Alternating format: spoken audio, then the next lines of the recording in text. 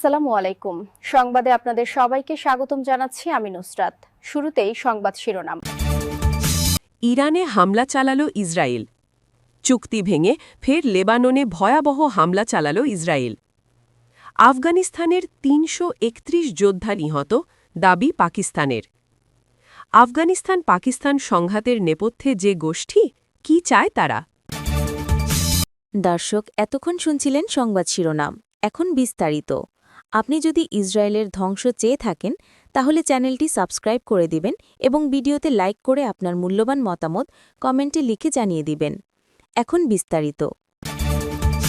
Israel ইরানের উপর একটি প্রতিরোধমূলক হামলা শুরু করেছে বলে দাবি করেছে দেশটির প্রতিরক্ষা মন্ত্রণালয়।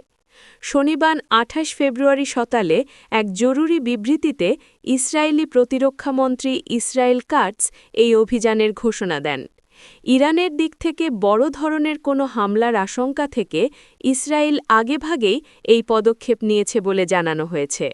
ইরানের ওপর এই হামলা শুরু হওয়ার পরপরই প্রতিরক্ষামন্ত্রী ইসরায়েল কাটস পুরো ইসরায়েল জুড়ে বিশেষ ও স্থায়ী জরুরি অবস্থা ঘোষণা করেছেন। উদ্ভূত পরিস্থিতিতে দেশের নিরাপত্তা নিশ্চিত করতে এবং সম্ভাব্য পাল্টা আক্রমণ মোকাবেলায় সর্বোচ্চ সতর্ক অবস্থানে রয়েছে ইসরায়েলি প্রতিরক্ষা বাহিনী। এই হামলার ব্যাপ্তি বা ক্ষয়ক্ষতি সম্পর্কে এখনও বিস্তারিত তথ্য পাওয়া না গেলেও মধ্যপ্রাচ্যে এই ঘটনা এক ভয়াবহ যুদ্ধের আশঙ্কা তৈরি করেছে।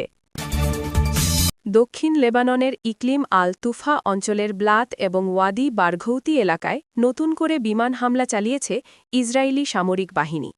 আল জাজিরার প্রতিবেদনে বলা হয়েছে, এই হামলার মাধ্যমে ইসরায়েল এবং লেবাননের সশস্ত্র গোষ্ঠী হিজবুল্লার মধ্যে ২০২৪ সালের নভেম্বরে স্বাক্ষরিত যুদ্ধবিরতি চুক্তিটি আবারও লঙ্ঘিত হল। ইসরায়েলি সেনাবাহিনী দাবি করেছে, তারা দক্ষিণ লেবাননে হিজবুল্লার সামরিক অবকাঠামো লক্ষ্য করে এই অভিযান পরিচালনা করছে। তবে বাস্তবে এই প্রায় দৈনিক হামলায় বিপুল সংখ্যক বেসামরিক নাগরিক এবং জনহিতকর স্থাপনা বারবার ক্ষতিগ্রস্ত হচ্ছে। এর আগে বৃহস্পতিবার ২৬ ফেব্রুয়ারি লেবাননের বেকা উপত্যকায় ইসরায়েলি হামলায় একজন নিহত এবং ২৯ জন আহত হয়। লেবাননের স্বাস্থ্য মন্ত্রণালয় এবং ন্যাশনাল নিউজ এজেন্সি জানিয়েছে, বালবেক সংলগ্ন কাফর দান এলাকায় চালানো ওই হামলায় ১৬ বছর বয়সী এক সিরীয় কিশোর নিহত হয়েছে।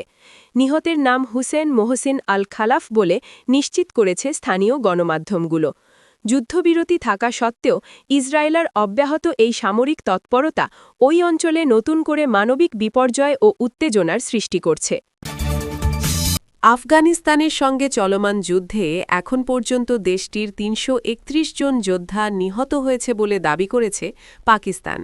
পাকিস্তানের তথ্যমন্ত্রী আতাউল্লাহ তারার এ তথ্য জানিয়েছেন। খবর আল জাজিরার। তিনি জানিয়েছেন, তাদের নিরাপত্তা বাহিনী আফগানিস্তানে বহু তালেবান যোদ্ধাকে হত্যা করেছে।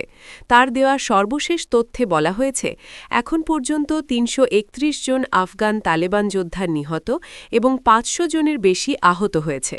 তথ্যমন্ত্রী আরও দাবি করেন, পাকিস্তানি বাহিনী ১০৪টি তালেবান চেকপোস্ট, ১৬৩টি ট্যাঙ্ক ও সাজোয়া যান ধ্বংস করেছে এবং আরও ২২টি চেকপোস্ট দখলে নিয়েছে।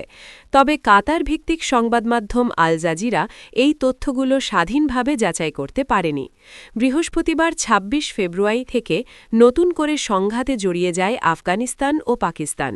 পাকিস্তানের সামরিক বাহিনী দাবি করেছে, তাদের পরিচালিত অপারেশন গজব লীল হক অভিযান শুরু করে। দুদেশের মাঝে এখনও উত্তেজনা চলছে। আফগানিস্তান পাকিস্তান সংঘাতের নেপথ্য নায়ক পাকিস্তান তেহরিক-ই-তালেবান টিটিপি। সেনাবাহিনীর রাতের ঘুম হারাম করে দেওয়া পাকিস্তানের সরকার বিরোধী এ জঙ্গি গোষ্ঠীটি উত্তর পশ্চিম পাকিস্তানের অসংখ্য সশস্ত্র গোষ্ঠীর এক সমন্বিত নাম। বিচ্ছিন্নতাবাদী জঙ্গি সংগঠনগুলো ২০০৭ সালে এক ছাতায় আসে, গঠন করে পাকিস্তান তেহরিক-ই-তালেবান টিটিপি। প্রতিষ্ঠার পরপরই সংগঠনটি দেশটির সীমান্তবর্তী অঞ্চলগুলোর মার্কেট, মসজিদ, বিমানবন্দর, সামরিক ঘাঁটি ও পুলিশ স্টেশন সহ অসংখ্য গুরুত্বপূর্ণ স্থানে হামলা চালিয়ে নিজেদের অস্তিত্ব জানান দেন। পাশাপাশি এসব হামলা চালিয়ে টিটিপি পাকিস্তানের গুরুত্বপূর্ণ অনেক অঞ্চল নিজেদের নিয়ন্ত্রণ প্রতিষ্ঠা করে। পাল্টা হামলা চালায় পাকিস্তান সেনাবাহিনীও। খবর ডনের। তালেবানের সঙ্গে কাঁধে কাঁধ মিলিয়ে আফগানিস্তানে মার্কিন নেতৃত্বাধীন বাহিনীর বিরুদ্ধে যুদ্ধ করে টিটিপি। মতাদর্শ, সামাজিক ও ভাষাগত মিল থাকলেও টিটিপি ও আফগানিস্তানের তালেবান দুটি আলাদা সংগঠন। পাকিস্তানের অভিযোগ, দীর্ঘদিন ধরে তালেবান আফগান ভূখণ্ডে টিটিপিকে আশ্রয় দিয়ে আসছে, যা অস্বীকার করে আসছে কাবুল।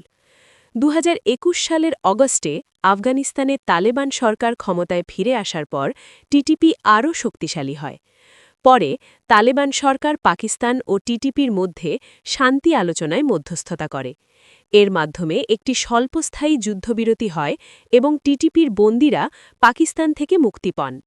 তবে 2021 সালের ডিসেম্বরে যুদ্ধবিরতি শেষ হওয়ার পর টিটিপি আফগানিস্তান থেকে পাকিস্তানি নিরাপত্তা বাহিনীর ওপর হামলা বাড়িয়ে দেয়। টিটিপির মূল লক্ষ্য হল পাকিস্তানের সরকারকে সরিয়ে তাদের নিজস্ব মতাদর্শে একটি ইসলামী শাসন ব্যবস্থা প্রতিষ্ঠা করা। এই উদ্দেশ্যে টিটিপি পাকিস্তানের সামরিক বাহিনী ও সরকারি প্রতিষ্ঠানগুলোর ওপর প্রায়ই হামলা চালায়। চাঁদা, অপহরণ, প্রাকৃতিক সম্পদ আহরণ ও অনুদানের মাধ্যমে টিটিপি তাদের অর্থ সংগ্রহ করে। সদস্য সংগ্রহের ক্ষেত্রে টিটিপি আফগানিস্তান-পাকিস্তান সীমান্তের পশতুন উপজাতিদের টার্গেট করে, তবে তারা পাকিস্তানের অন্যান্য অঞ্চল থেকেও সদস্য আকর্ষণ করে। এর পাশাপাশি বাংলাদেশ থেকেও তারা সদস্য সংগ্রহ করে বলে জানা গেছে। 2021 সালের শেষ দিকে যুদ্ধবিরতি শেষ হওয়ার পর টিটিপি বিশেষ করে খাইবার পাখতুনখাওয়া ও বেলুচিস্তান প্রদেশে হামলা বাড়িয়েছে। আপনি যদি আমাদের চ্যানেলে নতুন হয়ে থাকেন তাহলে চ্যানেলটি সাবস্ক্রাইব করে দিন।